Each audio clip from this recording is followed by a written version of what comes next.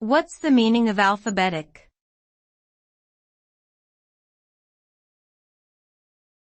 Alphabetic.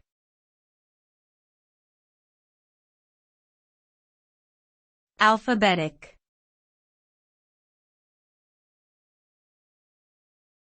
Alphabetic.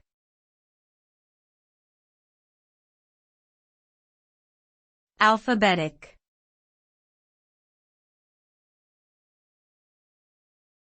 Alphabetic.